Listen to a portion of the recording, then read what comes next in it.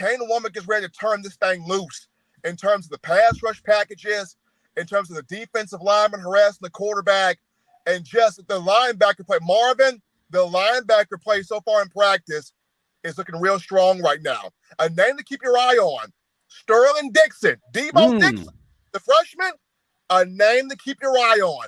That kid's been tearing it up, Marvin. He's disrupting practice. Sterling Dixon has been disrupting practice all season. They had to start over because of Sterling. So Sterling, along with Deontay Austin, Jihad Campbell, and Jeremiah Alexander, also Justin Jefferson, you got a strong inside linebacker room right now. Glory to God.